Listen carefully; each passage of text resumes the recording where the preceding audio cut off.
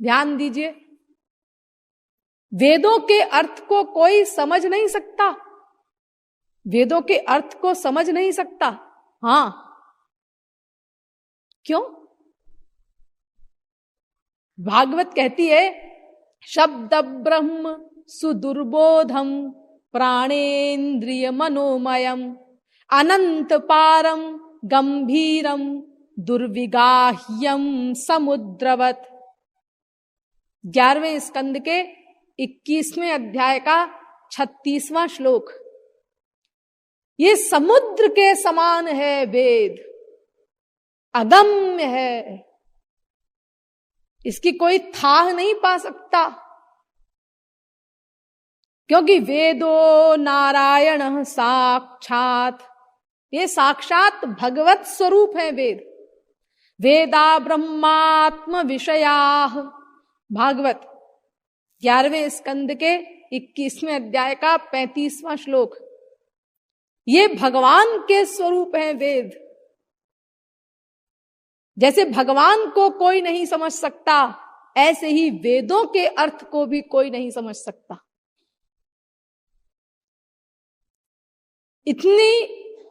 इतने विरोधी शब्द परस्पर वेद में है, केवल एक भगवान का निरूपण करने के लिए, कि महानतम बुद्धिमान भी कुछ समझ नहीं पाएगा। जैसे देखो, वेदों में ब्रह्म का पर्यायवाची शब्द आया है जीव। अनेन जीवे नात्मना नुप्रविश्य नाम रूपे व्याकरवाणी, वेद कहता है। देखो, ये जीव आया है शब्द भगवान के लिए। इसी प्रकार सदैव सौम्य दमग्रमासीत, सत ब्रह्म का पर्यायवाची है सत। असदेवे दमग्रमासीत, असत ये भी ब्रह्म का पर्यायवाची है। अब असत सत्य का एकदम उल्टा है, सत का असत माने मिथ्या, लेकिन ब्रह्म का पर्यायवाची है। आकाशो ब्रह्म, आकाश भी ब्रह्म का पर्यायवाची है। प्राणो ब्रह्म, प्राण भी पर्यायवाची है ब्रह्म का। अब देखिए, इतने परस्पर विरोधी शब्द हैं और ये सब एक ब्रह्म के पर्यायवाची है, तो कोई क्या समझेगा, कैसे समझेगा? वेदव्यास कहते हैं परोक्षवादो वेदोयम बालानाम अनुशासनम। ये वेदों में परोक्षवाद है, यानी शब्द का अर्थ कुछ और है और असली मतलब कुछ और है, भावार्थ कुछ और है। तो बड़े से बड़ा विद्वान भी होगा तो वो तो शब्दों के अनुसार अर्थ लगाएगा। अरे भाई, आकाश माने ये पृथ्वी जल तेज वायु आकाश, ये पंच महाभूत में से एक तत्व आकाश है, यही मतलब होगा। और जीव का मतलब हम लोग, असत का मतलब मिथ्या, यही तो अर्थ लगाएगा। जो संस्कृत का विद्वान होगा वो संस्कृत के शब्दों के अनुसार ही तो अर्थ लगाएगा। और वेदों में भावार्थ कुछ और है, उसका शब्दार्थ कुछ और है, तो कैसे समझ में आएगा? इसीलिए भागवत कहती है कि समुद्र के समान अगम्य है ये वेद, कोई नहीं समझ सकता इसको। सरस्वती बृहस्पति भी नहीं समझ सकते वेदों के अर्थ को। लेकिन जी ब्रह्मा जी तो समझते होंगे, उनके मुख से निकले ब्रह्मा, ये वेद नहीं, ब्रह्मा भी नहीं समझ सके। ध्यान दीजिए, वेद निकल तो गए भगवान के, ब्रह्मा जी के मुख से प्रकट तो हुए, लेकिन ब्रह्मा वेदों के अर्थ को नहीं समझ सके। जन्माद्यस्य यतोऽन्वयादितरतश्चार्थेष्वभिज्ञः स्वराट् तेने ब्रह्म हृदय आदि कवये मुह्यन्ति यत्सूरयः। ये भागवत के पहले स्कंद के पहले अध्याय का पहला श्लोक है, यानी भागवत का पहला श्लोक। ये श्लोक कह रहा है कि ब्रह्मा जी वेदों के अर्थ को नहीं समझ सके, तब भगवान ने ब्रह्मा के हृदय में बैठ करके अपनी योग माया शक्ति से ब्रह्मा जी को वेदों का ज्ञान कराया, तब वेदों का अर्थ समझ में आया ब्रह्मा जी को। ऐसे हैं ये वेद।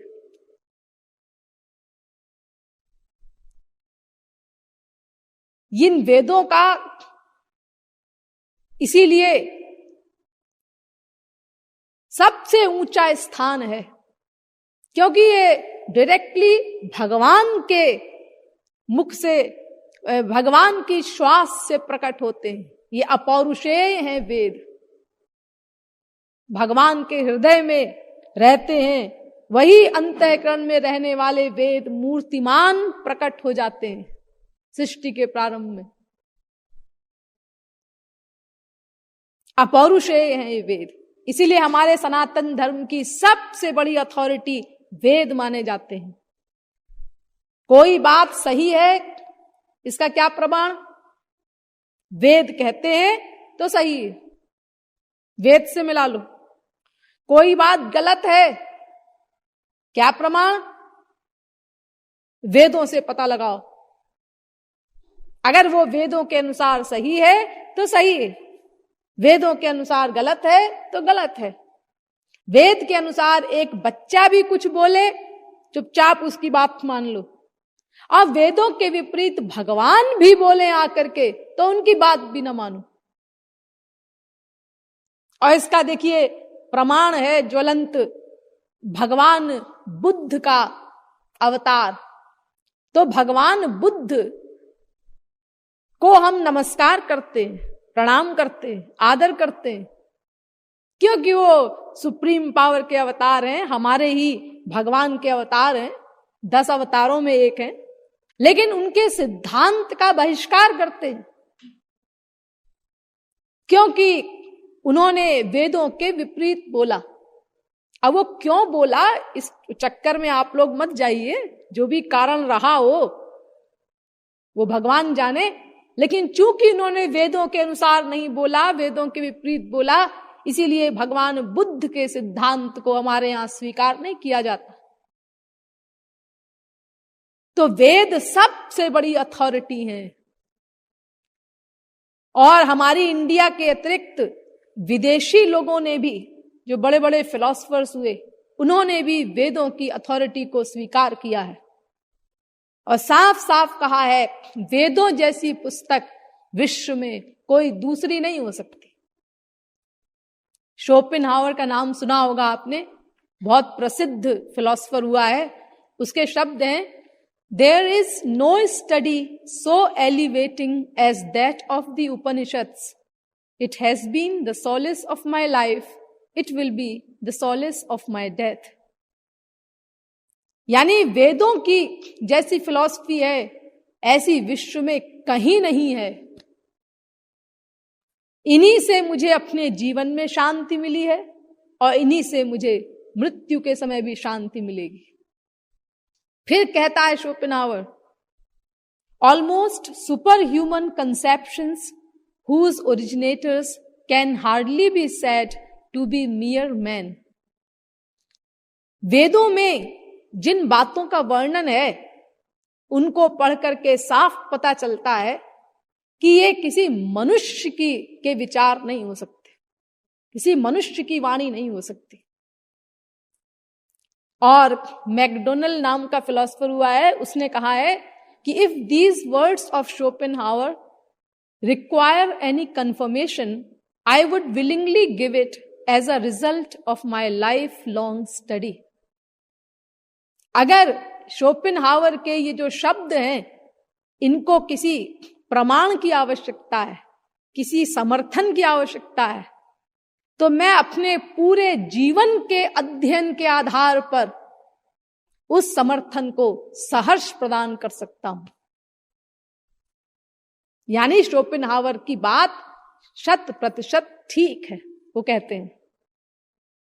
पॉल ड्यूसन नाम का फिलोसोफर हुआ है, उसने भी कहा है, philosophical conceptions unequalled in India and perhaps anywhere else in the world. यानी कोई तुलना नहीं हो सकती वेदों की फिलॉसफी की पूरे विश्व में कहीं तुलना नहीं। एक फिलॉसफर हुआ है विक्टर कैजिन्स, उसके भी वाक्य हैं, When we read the poetical and philosophical monuments of the East, above all those of India, we discover there many truths so profound, which make such a contrast with the result at which the European genius has sometimes stopped, that we are constrained to bend the knee before the philosophy of the East. उन्होंने कहा है इतने गहरे विचारों को व्यक्त किया गया है वेदों उपनिषदों आदि में कि हम इंडिया की फिलॉसफी के आगे अपने घुटने टेकने पर मजबूर हैं। एक फ्रेडरिक श्लीगल नाम का फिलॉसफर हुआ है, उसने लिखा है, even the loftiest philosophy of the European appears in comparison with the abundant light of Oriental idealism, like a feeble spark in the full flood of the heavenly glory of the noonday sun, faltering and feeble and ever ready to be extinguished. यानी Europe की जो सबसे ऊंची philosophy है वो भारत की philosophy के आगे इस प्रकार है जैसे दोपहर के दैदीप्यमान प्रचंड सूर्य के तेज के आगे एक चिंगारी, और वो चिंगारी भी कैसी, जो टिमटिमा रही है, जिसकी लाइट धीमी पड़ती जा रही है और जो किसी भी समय बुझ सकती है। इतना बड़ा अंतर, यानी कोई तुलना नहीं है। तुलना की बात उठाना ही भोलापन है। ऐसी शास्त्र हमारी फिलॉसफी है इंडिया की, वेदों की, उपनिषदों की। तो देखिए विदेशी लोग भी स्वीकार करते हैं कि ऐसी फिलॉसफी विश्व में कहीं नहीं। तो ये वेद ने जब एक बार कह दिया कि आनंद प्राप्ति भगवान को प्राप्त करके ही होगी, तो फिर और कुछ सोचने का प्रयत्न क्यों करते हो कि और कोई उपाय हो सकता है क्या आनंद पाने का।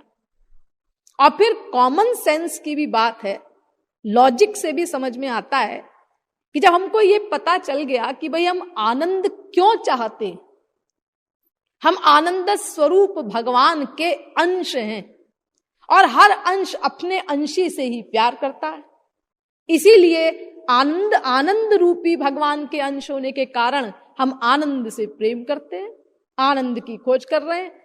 तो जिसके अंश होने के कारण हम आनंद चाहते हैं, उस अंशी को पाकर के ही तो हमको आनंद मिलेगा। सीधी सीधी बात है। इसीलिए आनंद की प्राप्ति के लिए हमको वेदों शास्त्रों के अनुसार भगवान को ही प्राप्त करना पड़ेगा। उसके हम अंश हैं। जब तक हम अपने अंशी भगवान को न प्राप्त कर लेंगे, तब तक हम परिपूर्ण नहीं हो सकते, आनंदमय नहीं हो सकते। जी एक बात बताइए, आपने बार बार बताया है कि हम भगवान के अंश हैं, भगवान के अंश हैं, बहुत बार सुन लिया हमने। तो अगर हम भगवान के अंश हैं तो एक प्रश्न आता है कि भगवान के ऊपर तो माया हावी नहीं हो सकती, उस दिन आपने सिद्ध किया था, और हम उनके अंश हैं, तो हमारे ऊपर माया कैसे हावी हो गई? अरे भगवान दिव्य हैं, प्रकाश स्वरूप हैं, उनका अंश होने के कारण हम भी दिव्य हैं। हमारा भी जो ओरिजिनल रूप है, हम भी दिव्य हैं। चिन्मात्रम श्री हरेरंशम वेद कहता है। तो भगवान के ऊपर माया हावी नहीं हो सकती, तो हमारे ऊपर माया कैसे हावी होगी? कैसे हावी है? हो गई का मतलब एक दिन हुई ऐसा नहीं, अनादिकाल से हम माया के अंडर में हैं, तो हमारे ऊपर कैसे है हावी माया? ये एक प्रश्न आता है। देखिए, इसके उत्तर में श्री महाराज जी का बनाया हुआ भक्ति शतक का एक दोहा है, उसको सुन लीजिए तो आपको उत्तर समझ में आ जाएगा। ब्रह्म श्याम है सूर्य सम, जीव किरण अनुहार, राधे राधे। दैवी माया गुणमयी, जानु रूप अंधियार, राधे राधे। क्या मतलब? मतलब भगवान सूर्य के समान प्रकाश स्वरूप है, और जीव भी प्रकाश स्वरूप है, लेकिन कैसे? उस सूर्य की एक किरण के समान। और माया क्या है? अंधकार स्वरूपा। तो देखिए, सूर्य के ऊपर अंधकार हावी नहीं हो सकता। सूर्य को अंधकार निगल ले, अंधकार हावी हो जाए, असंभव। लेकिन किरण के ऊपर अंधकार हावी हो जाता है। देखिए, बर्तन होते हैं, स्टील के बर्तन हैं, पीतल के बर्तन हैं, आप क्या कहते हैं? इनको मांच के रखा हुआ है किसी ने, देखो कैसे चमक रहे हैं बर्तन, यानी उसमें भी चमक होती है, सूर्य का अंश है। लेकिन वो चमक इतनी कम होती है कि अगर अंधेरे में बर्तन रखे हुए हों तो हम उसी में अटक करके गिर जाते हैं। यानी है तो सही उसमें भी प्रकाश, लेकिन वो इतना कम है कि उसके ऊपर अंधकार हावी हो गया। लेकिन सूर्य के ऊपर अंधकार हावी नहीं हो सकता। तो भगवान सूर्य के समान है और हम उनकी एक किरण के समान हैं, क्षुद्र अंश हैं। वो विभुचित हैं, हम अणुचित हैं, इसीलिए हमारे ऊपर माया का अधिकार है।